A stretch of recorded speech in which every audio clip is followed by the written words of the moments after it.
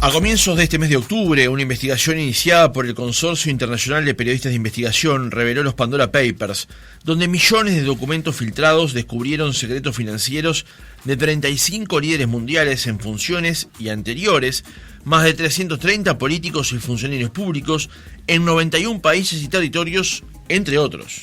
En lo local, días pasados, el diario El Observador informó que una empresa internacional con operaciones en Uruguay debía comparecer ante la Secretaría Nacional contra el Lavado de Activos y Financiamiento del Terrorismo por este asunto. ¿Cómo se para un país como Uruguay ante revelaciones de esta magnitud? A todo esto y en otro tema, los reportes de operaciones sospechosas en Uruguay bajaron un 10% en el año 2020 si se lo compara con 2019. Estos reportes deben ser realizados por parte de los sujetos obligados del sector financiero y no financiero, de acuerdo a lo dispuesto en los artículos 12 y 13 de la Ley 19.574 ante el Banco Central del Uruguay. El secretario general de la Secretaría Nacional para la Lucha contra el Lavado de Activos y Financiamiento del Terrorismo, Jorge Chediak, señaló que coexisten dos visiones sobre la baja de los ROS.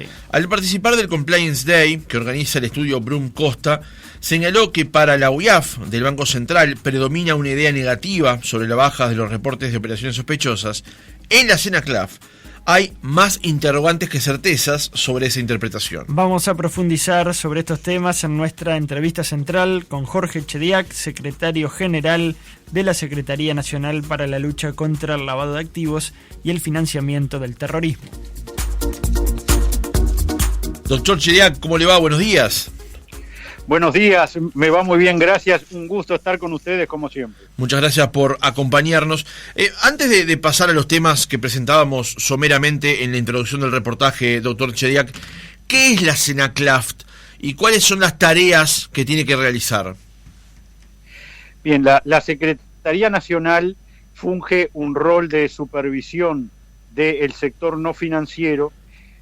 Señalar que en Uruguay, a diferencia de las repúblicas hermanas de la región, no hay una sola autoridad encargada de esta temática, sino hay dos. Uruguay tiene dividido la supervisión de los sectores. El Banco Central supervisa a las entidades bancarias, a las entidades financieras, y todo el resto del sector privado lo supervisa la Secretaría Nacional contra el Lavado de Activos. Básicamente, ambos estamos predominantemente en la parte preventiva, es decir, la supervisión de que se cumpla adecuadamente toda la normativa integral contra el lavado de activos, que es de prevención, es para prevenir que el lavado de activos pueda acaecer y, por supuesto, también el financiamiento de terrorismo. Estamos en la parte represiva, que es la otra pata del sistema, exclusivamente cuando a requerimiento de la Fiscalía participamos en los equipos multidisciplinarios para el análisis de estos fenómenos tan complejos como los del lavado de activos, ¿no? Claro. Chediak, ¿cuánta gente trabaja en el ámbito de la Secretaría y cómo se lleva adelante esas investigaciones, esos controles que se deben hacer? Somos una oficina pequeña, 27 funcionarios, pero 24 de ellos técnicos. Es una oficina exclusivamente técnica que tiene divididas las profesiones. Había un predominio muy importante de los contadores cuando ingresamos en esta administración. Hemos equilibrado y hoy tenemos un número equivalente de contadores y de abogados y algún escribano y algún técnico informático también en nuestro observatorio de análisis estratégico, que básicamente trabaja con cruzamientos de bases de datos para establecer científicamente cuáles son las entidades de mayor riesgo a las cuales y profesionales a las cuales es conveniente inspeccionar. Así que una oficina pequeña, pero muy fuerte técnicamente, con profesionales que, si bien no son de la propia estructura de la CENACLAF, mayoritariamente son pases en comisión de otros organismos, sí aspiramos, porque hay una recomendación internacional en tal sentido, a darle en la próxima rendición de cuentas una estructura propia, porque básicamente los funcionarios técnicos profesionales vienen de otro organismo en pase a la Secretaría, pero en la Secretaría profundizan sus conocimientos, se especializan aún más en toda esta temática de lavado de activos y financiamiento de terrorismo, y sería una pérdida si esos funcionarios capacitados en esta temática volvieran a sus organismos de origen. Chediak, ¿y cómo le fue en el presupuesto y en la rendición de cuentas? Nosotros en este presupuesto no hicimos, en el presupuesto y en la rendición de cuentas no hicimos planteos concretos porque queríamos tomarnos el tiempo necesario para hacer un planteo fundado y básicamente los tiempos y la pandemia que nos ha tenido a todos en realidad trabajando a media máquina, no solo a las secretarías, sino a los organismos del Estado. Bueno, los tiempos han llevado a que seguramente el planteo lo hagamos en la rendición de cuentas del año que viene. Ahora, más tiempo es menos plata también, ¿no? Bueno, sí, por supuesto, pero también nosotros trabajamos con un presupuesto bastante acotado porque básicamente estamos muy centrados en la fase preventiva, es decir, nuestros equipos de inspectores trabajan sobre hechos ya acaecidos, no estamos en la persecución de lo que acaece día a día, sino en la revisión y supervisión de si se efectuaron los análisis de riesgo y las debidas diligencias que ese análisis de riesgo haya determinado en el periodo que la Secretaría pueda analizar, que es desde que se realiza la inspección 5 años para atrás. O sea que básicamente trabajamos con el análisis de circunstancias que ya han pasado, ¿no? Uh-huh. Chediak, si se pudiera hacer un diagnóstico, ¿cómo está el Uruguay hoy en materia de lavado de activos y de financiamiento del terrorismo? Bien, la segunda parte es la más fácil de señalar. Tenemos la situación de financiamiento del terrorismo, tenemos una normativa adecuada, bien evaluada internacionalmente, pero hay una baja percepción de riesgo de financiamiento del terrorismo de parte de casi todos los que participamos en esta temática. ¿Por qué hay una baja percepción de riesgo? Porque gracias a Dios no hemos detectado en el pasado reciente situaciones concretas, efectivas de financiamiento del terrorismo. Entonces esa circunstancia ha llevado a que quizás no se tenga la percepción adecuada del riesgo, porque básicamente nadie está exento y básicamente no se necesita tener terrorismo, no se necesita que en la jurisdicción existan actos de terrorismo para que sí puedan existir acciones de financiamiento del mismo. Así que, ahí el desafío es hacer una nueva evaluación nacional de riesgo en relación a financiamiento del terrorismo y aceitar, ajustar los mecanismos de prevención, es decir, tratar en la medida de lo posible de mantener esta situación de país libre de financiamiento de terrorismo que tenemos. Por supuesto, en la situación del lavado de activos no es lo mismo. Lavado de activos en Uruguay ha habido y seguramente en alguna medida seguirá habiendo, dado que ningún país está absolutamente libre de este flagelo. Uh-huh. Ahora, en la normativa internacional también estamos bien posicionados. Nuestra última evaluación nacional de riesgo empezada hace 3 años, pero finalizada en el año 2019, dio un cumplimiento medio, un adecuado cumplimiento normativo de las recomendaciones internacionales y deberes que estamos todavía realizando a cumplir, sobre todo en la efectivización de esa normativa, en el cumplimiento de esa normativa que todavía va a requerir algún ajuste en la parte de leyes y decretos, sobre todo en la parte de decretos, pero también la necesidad de mejorar los mecanismos que utilizamos.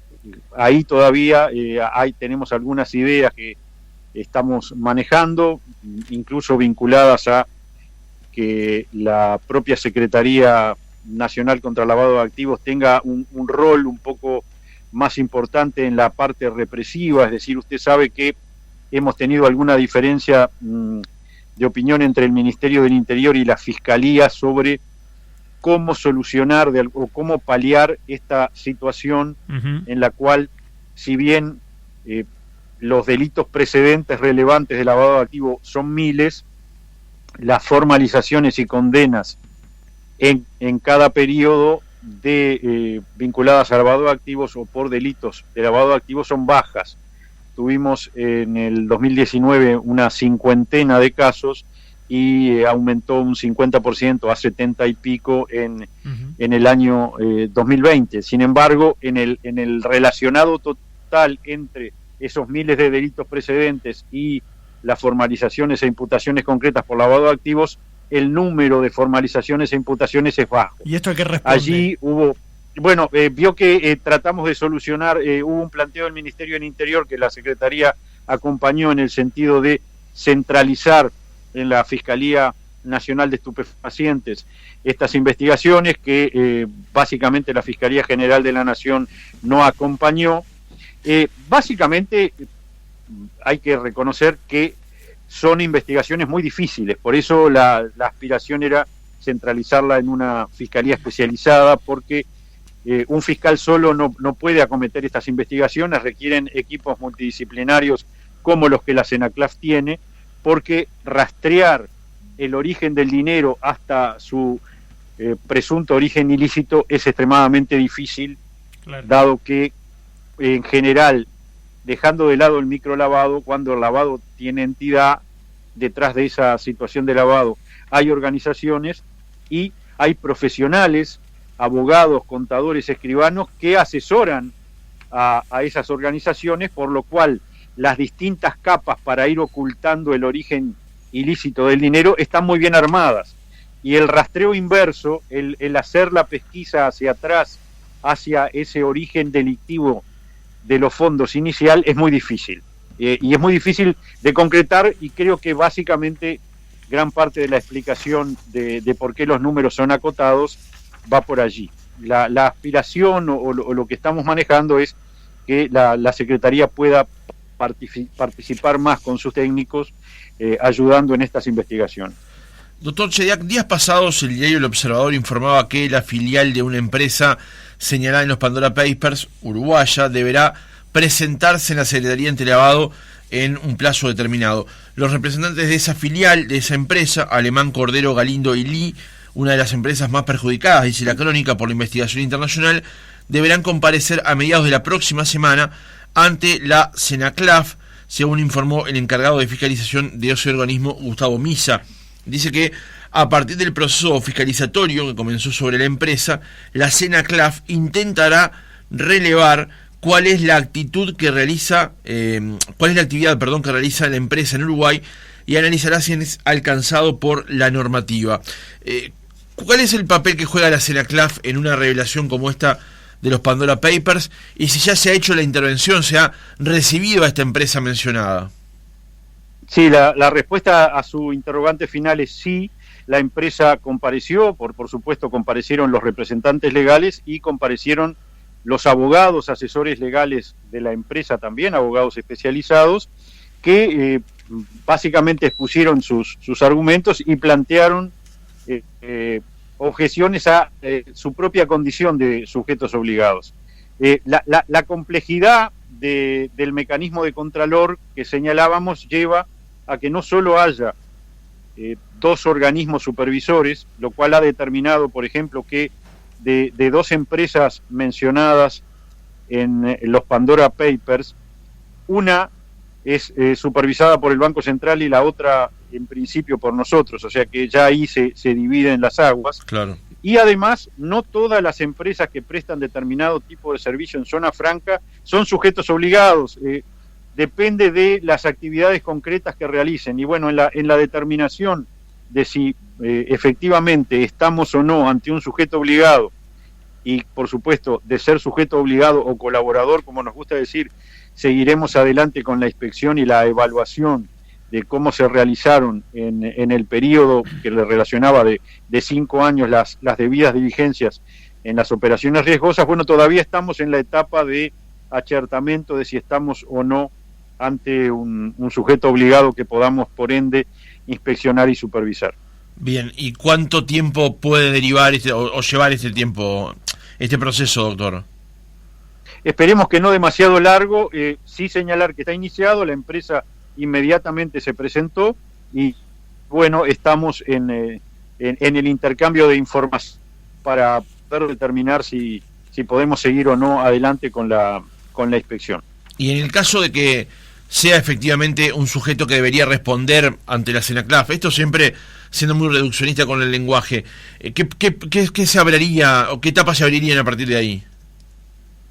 Bueno, el equipo inspectivo lo que tiene que determinar es si la estructura de prevención de la empresa es adecuada, si tiene oficial de cumplimiento, si tiene manuales de cumplimiento, si efectúa análisis de riesgo, si los deja plasmados por escrito esos análisis, si por ende ha hecho en las oportunidades requeridas lo que se llama la debida diligencia, que también es un análisis del cliente y de la operación, que tiene 3 niveles: debida diligencia simplificada, la más sencilla, debida diligencia normal y debida diligencia intensificada. Y en las situaciones de riesgo lo que se amerita es la debida diligencia intensificada, que conlleva mucho trabajo, muchas molestias, porque básicamente significa que también tienen que hacer el rastreo del dinero que se utilizan para esas operaciones, el perfil y los antecedentes del cliente, es decir, toda una estructura muy compleja a cumplir, porque así lo exige la normativa, que a su vez está en consonancia con las exigencias internacionales del Grupo de Acción Financiera Internacional y del Grupo de Acción Financiera Latinoamericano, que es la filial a la que pertenecemos, que es la que evalúa, por supuesto, al Uruguay en este cumplimiento que estábamos señalando, en donde sacamos notas no excelentes, pero notas adecuadas. Uh-huh. Doctor, ¿cuáles son los mecanismos más frecuentes para el lavado de activos aquí en el país?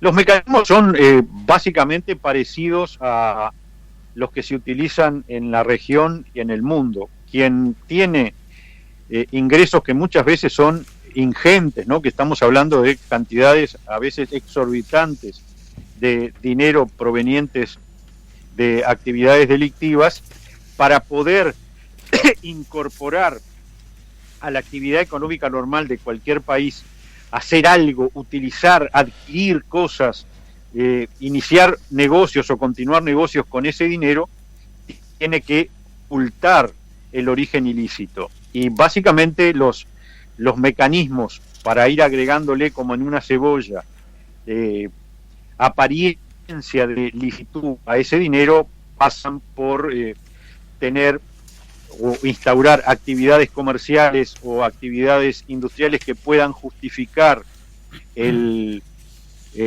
origen lícito del dinero, por ejemplo, adquisición de pequeños bienes, inmuebles que luego se revenden, y en la justificación de la venta del inmueble anterior e incorporando capitales de origen ilícito se van adquiriendo bienes de mayor valor, o se establecen actividades que básicamente son a pérdida, pero el origen del propio término lavado de dinero está dado por en los años 20 en Chicago, el propio Al Capone, figura uh-huh. Ya casi mitológica, compró algunas lavanderías para poder justificar en el giro de esas lavanderías una cantidad de dinero que le había ingresado en actividades delictivas normales, digamos, de trata de personas, de prostitución o de droga, las actividades que la venta de alcohol ilegal, el dinero que le estaba produciendo a raíz de la ley seca. Y bueno, se instalan negocios y se declaran ganancias exorbitantes en esos negocios, que básicamente no provienen del mismo negocio, sino del origen de fondos de origen delictivo, claro. Uh-huh. Para ir justificando el ingreso de esos capitales a la actividad económica normal. Bien. Eso básicamente tiene varias modalidades. Una de ellas, por supuesto, es el fraccionamiento. Es muy difícil hacer macrolavado, es decir, lavar simultáneamente en una plaza como la uruguaya, por ejemplo, $1 millón. En general se fracciona se trata de fraccionar en cantidades menores para ir justificando, claro, mejor el origen de los fondos. Y bueno, nuestra tarea es prevenir, es que que nuestros sujetos obligados o colaboradores, que son más de 13.500, 8.000 de ellos escribanos, inmobiliarias, 1.000 y pico de contadores, estudios jurídicos que realizan en determinadas actividades, usuarios de zonas francas y organizaciones sin fines de lucro, que uno dice, ¿qué es una organización sin fines de lucro? Bueno, son los partidos políticos, las iglesias, los sindicatos, los clubes deportivos, bueno, que todos tengan una estructura de prevención de lavado de activos formada, una especialización o una formación en el tema y sean muy cuidadosos al aceptar determinados clientes de riesgo o participar en determinadas operaciones que pueden resultar atípicas o sospechosas. Y hay algunos casos donde la atipicidad o los elementos de sospecha son de tal grado que ameritan una alerta a la autoridad administrativa, que es lo que usted señalaba al inicio. Eso cuya sigla es ROS, que son los reportes de operaciones sospechosas, que no es una denuncia penal, es simplemente una alerta a la autoridad administrativa central en el sentido, bueno, tengo tal cliente, he participado o no, o me he negado a participar en tal operación que presenta elementos de riesgo y lo pongo en conocimiento del Banco Central a los efectos que el Banco Central haga la inteligencia financiera, es decir, rastree los movimientos de dinero vinculados a ese cliente, a esa operación, para saber si estamos o no ante una situación de lavado de activos. Uh-huh. ¿Y el dinero ilícito en el Uruguay se genera básicamente por el narcotráfico o hay alguna otra actividad ilegal que también genera dineros en el Uruguay? Sí, la parte importante, hay señalábamos, están tipificados una treintena, en realidad son 33 modalidades de delitos precedentes. Quienes tienen la parte estadísticamente más importante, como usted señala, sí son los vinculados al narcotráfico. Relevantemente, más de un cuarto de las situaciones de delitos precedentes de lavado de activo están vinculados a dineros que tienen su origen en actividades vinculadas a la droga, a todas las modalidades ilícitas que se pueden realizar con las drogas. También hay quizá como segundo componente el tema de la corrupción pública regional, ¿no? en la región. O sea, hay mucho capital, mucho eventual lavado proveniente de actividades vinculadas a la corrupción regional. Así que sí, esas son las dos vertientes, pero la predominante largamente es la vinculada al narcotráfico, pero por supuesto hay lavado de activos vinculado hasta a estafas, a rapiñas importantes que no fueron aclaradas, es decir, hay otros delitos, pero muy puntuales. En general, ninguno excede un 1% del porcentaje total. Siendo, ya le digo, bastante superior al 25% lo vinculado al narcotráfico. ¿Y actividades deportivas, doctor? Bueno, no hemos detectado. Empezamos, sí, en el mes de octubre, el análisis de las organizaciones sin fines, del sector organizaciones sin fines de lucro, que es un sector, es el más variado que tenemos y uno de los más extensos, es el segundo sector más numeroso después de los escribanos que le señalaba que son 8.000 y es el que tiene más variedad, inclusive más variedad que el de zona franca, que en zona franca se realizan una cantidad de actividades, hay empresas que realizan multiplicidad de actividades, un menú para todos los gustos. Bueno, es aún más variado el menú en las organizaciones sin fines de lucro. ¿Cómo empezamos?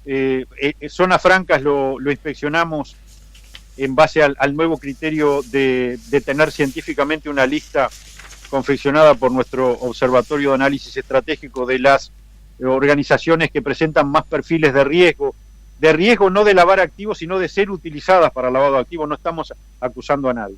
Bueno, lo mismo hemos hecho en relación a los partidos políticos, las iglesias, los sindicatos y los clubes deportivos, básicamente los clubes de fútbol, como usted señalaba, y estamos iniciando a partir de octubre las inspecciones, los contactos, porque no todas las inspecciones son in situ, hay inspecciones telemáticas, inspecciones donde lo que se empieza a realizar, porque el perfil es de bajo riesgo de esas organizaciones, es empezar a solicitar contactos y aportes de documentación, y otras de mayor riesgo donde se empieza con las inspecciones in situ. Así que estamos empezando, en este mes hemos empezado el análisis y la inspección de este sector tan complejo, por lo cual todavía no tenemos un conocimiento del sector que nos permita hacer una evaluación concreta sobre la pregunta concreta que usted me señala, que es sobre la posible existencia o no de lavado de activos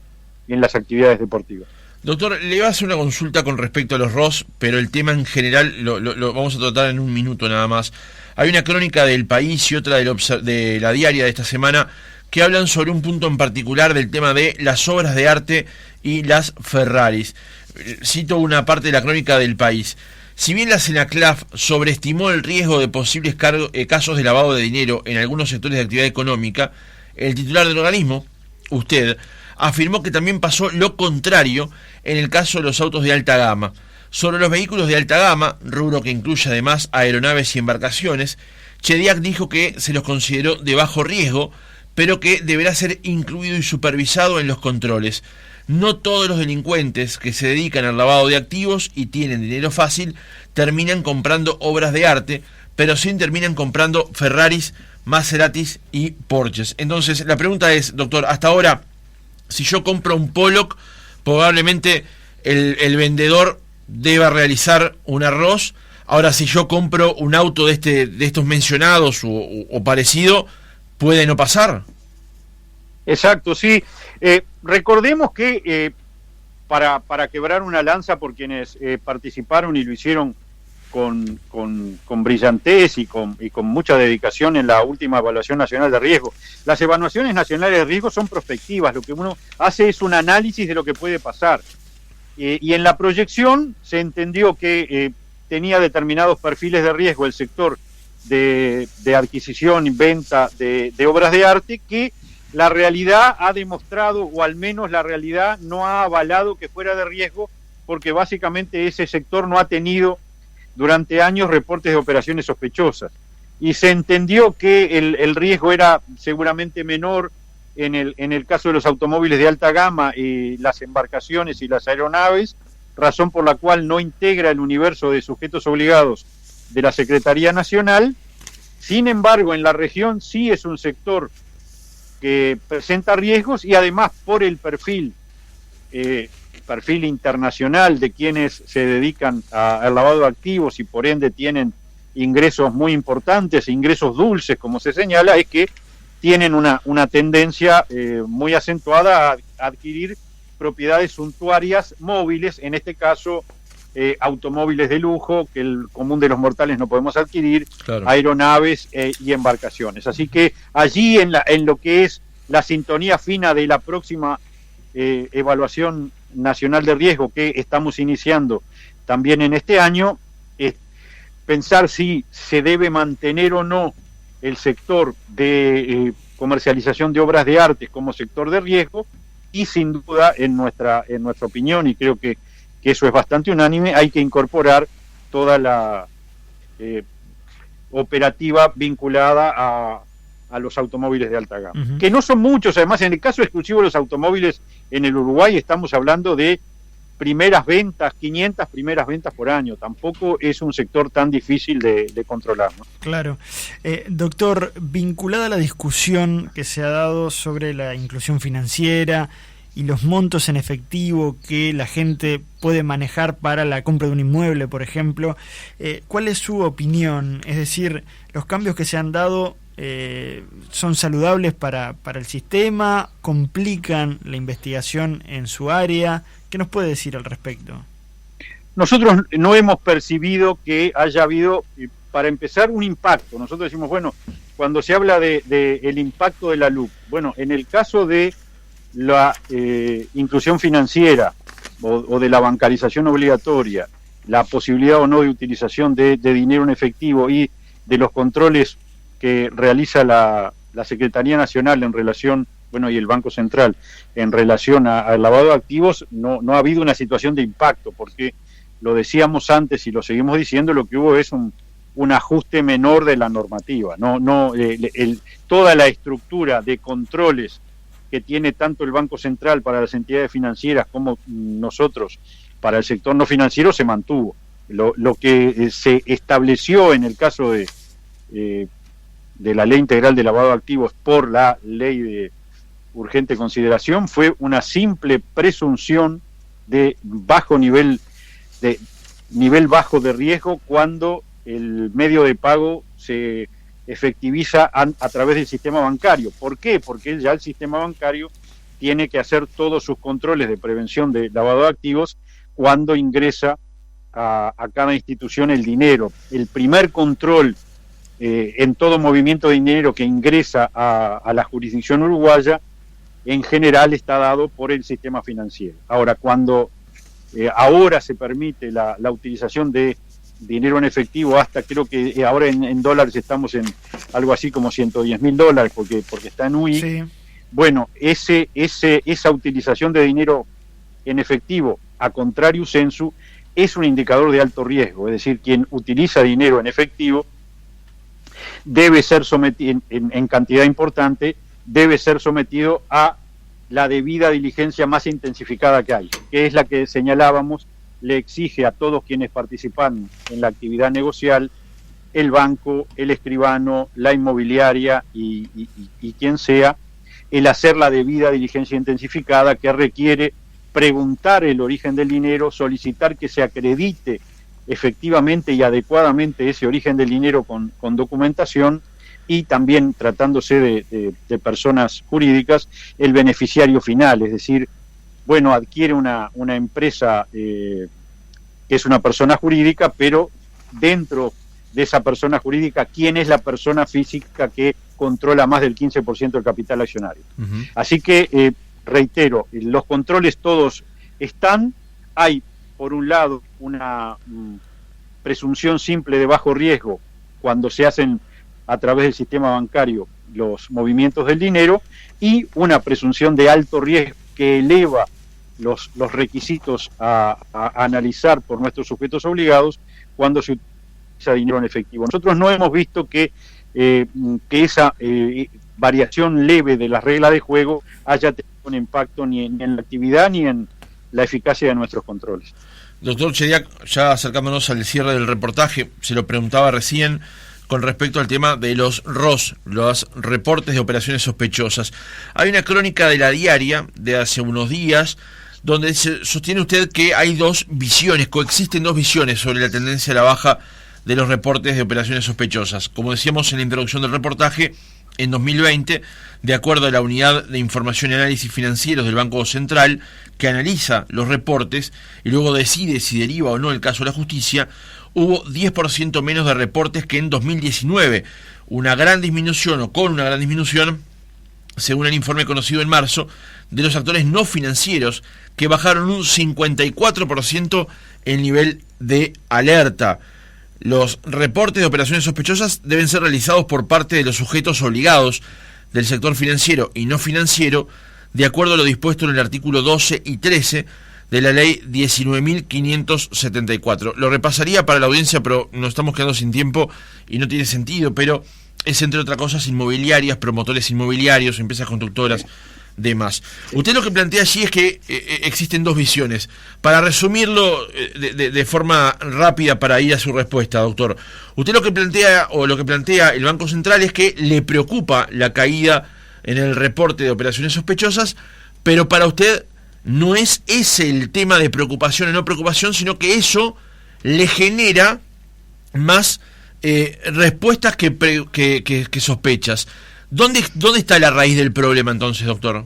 Si es que lo hay. Bien, para empezar, pienso que no. Para empezar, el análisis es totalmente correcto y los números no los discutimos. La realidad es que el 90% de los reportes de operaciones sospechosas se realizan por el sistema financiero, como decíamos, el primero que hace los análisis cuando los capitales ingresan a la jurisdicción uruguaya, y allí el número de reportes año con año se ha mantenido estable.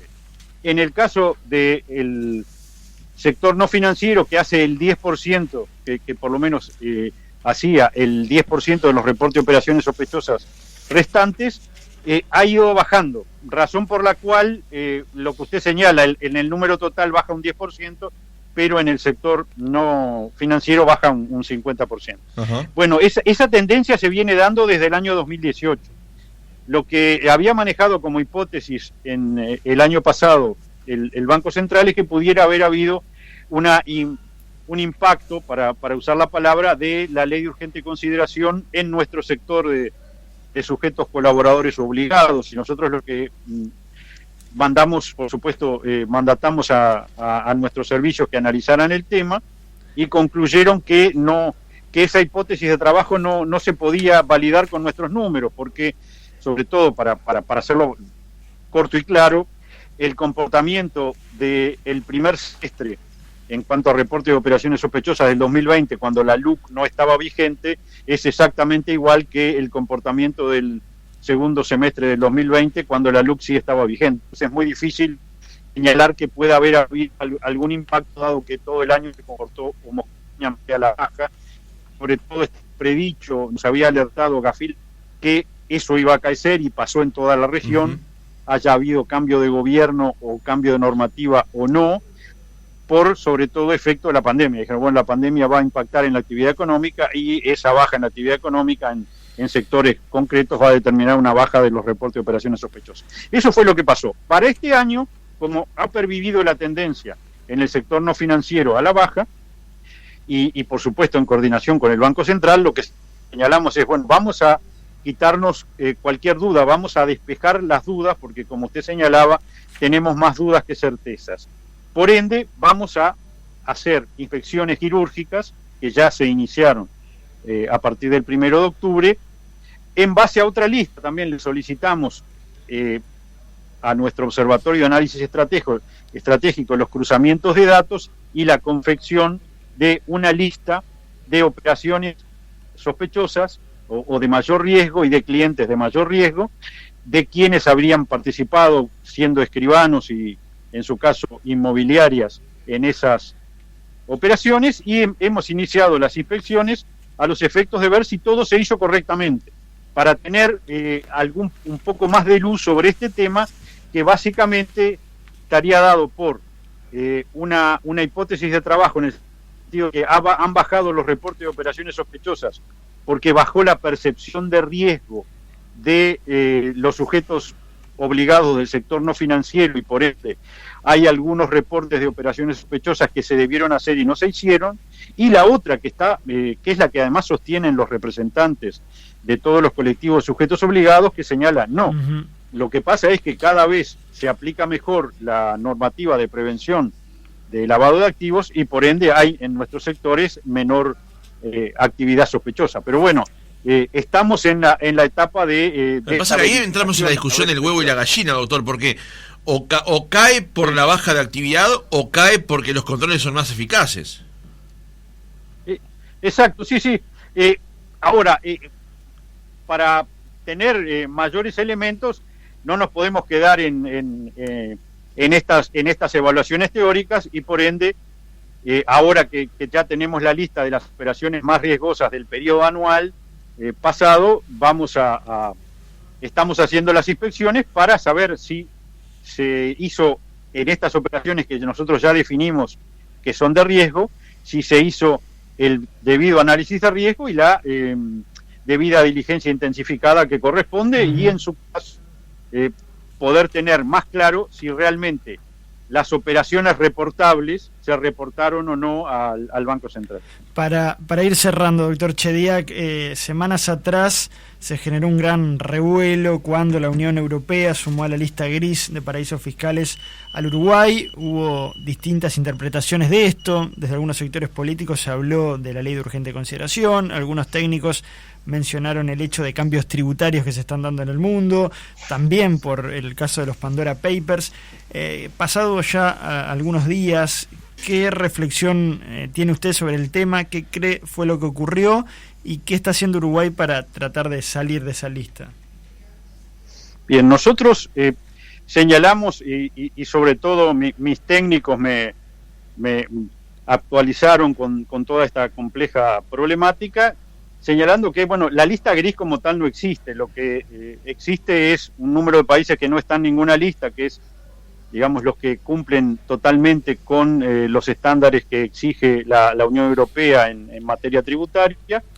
La lista de países no cooperantes, en la cual Uruguay no estuvo nunca, y una lista de países cooperantes, en la cual que significa que han hecho esfuerzos y a veces enormes esfuerzos para adecuar su normativa interna a las exigencias de la Unión Europea, pero que todavía no lo han hecho en un 100%, es decir, para de alguna manera graficar que tienen deberes pendientes. Uruguay ha estado y no ha estado, ha ingresado y egresado de esta lista de países cooperantes, ha manifestado además su voluntad de caminar hacia la adecuación más acabada de la normativa, y tiene plazo en principio para hacerlo hasta el 31 de diciembre del año 2022, y está en las tratativas correspondientes. Hemos señalado también que, tratándose de estados soberanos, cada estado tiene su soberanía, siempre existe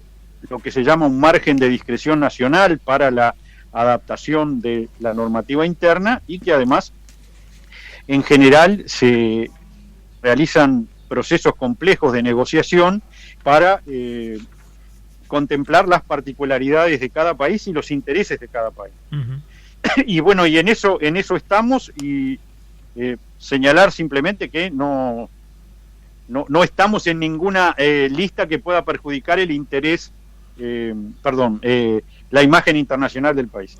La del estribo. El hecho de que en los Pandora Papers no hayan aparecido políticos uruguayos y empresarios, salvo algún caso muy puntual que hemos mencionado, ¿es una buena noticia para el país? ¿Habla de justamente de esa imagen del Uruguay y de la realidad que en este tema atraviesa el país en estos tiempos? Yo creo que sí. En esto siempre hay que ser muy cuidadoso, porque primero puede parecer que estamos pasando un aviso que no es la intención, y por otro lado siempre la realidad nos puede explotar en las manos. Ahora, tradicionalmente los fenómenos de corrupción, los fenómenos de lavado de activos, los fenómenos delictivos en general en Uruguay han sido muy acotados, han sido más acotados que los... No quiere decir que no existan, quiere decir que tienen niveles mucho más morigerados que los de la región, y por ende Uruguay goza de un prestigio creado desde siempre, desde hace muchísimas décadas, que los distintos gobiernos de distintas tendencias han mantenido. Y ese es un activo importante del Uruguay. Lo que no quiere decir que los mecanismos de alerta no tengan que estar absolutamente aceitados y presentes, porque de la misma manera que las vacunas no previenen 100% el contagio, no existe mecanismo que pueda proteger en un 100% a ningún país, ni contra la corrupción, ni contra el lavado de activos, ni contra el financiamiento del terrorismo, ni contra el narcotráfico. No. Ahora, los niveles tradicionales del Uruguay en estas materias son de destaque en la región. Esa es la situación. No es para hacer gárgaras con ellos, sino para saber que allí hay un patrimonio a preservar, con el cual todos tenemos que ser muy cuidadosos y hacer los mejores esfuerzos para mantenerlo, ¿no?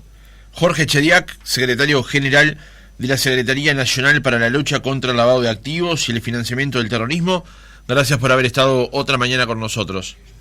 Un gusto, y cuando ustedes quieran. Que pasen muy bien.